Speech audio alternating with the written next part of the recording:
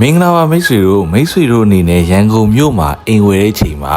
ပင်မနေဆိုတဲ့ခံစားချက်မျိုးရခဲ့တယ်ဆိုတဲ့ feeling မျိုးရှိတယ်မလား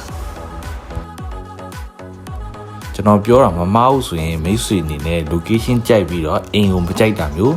အိမ်ကိုကြိုက်ပြီး location ကိုမကြိုက်တာမျိုးလေးကြုံမှုမှာပဲ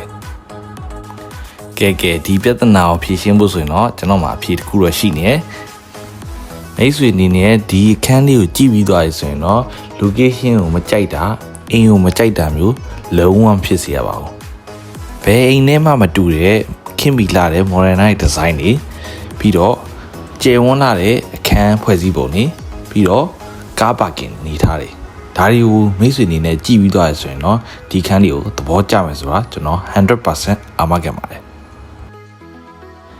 တိုက်အသစ်ဆက်ဆက်မီနီကွန်ဒိုလေးဖြစ်တာကြောင့်ကျွန်တော်တို့ဝယ်ထားဖို့ရတယ် investment တွေနဲ့ရေရှည်မှာအသုံးပြုလို့ရနိုင်မှာလည်းဖြစ်ပါတယ်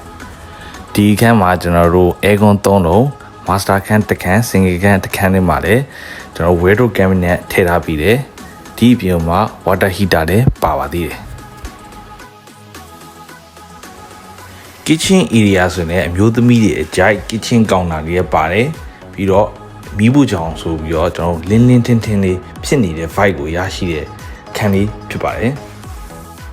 ဒီခန်းရဲ့ location ကတော့ကျွန်တော်တောင်ကလာဟီရီလန်ဝေဇနာလန်ကြော့ကလန်ဖြစ်ပြီးတော့ကျွန်တော်ကားပါကင်နေနဲ့40 60တိုက်မှာစောက်ထားဖြစ်တဲ့အတွက်ကားပါကင်နဲ့အဆင်ပြေမှာဖြစ်ပါတယ်စိတ်ဝင်စားရဆိုရင်တော့အခုပဲ Area 7 Hotline 0954567889ကိုဆက်သွယ်ပြီးတော့ဝယ်ယူနိုင်ပါတယ်အားလုံးကျေးဇူးတင်ပါတယ်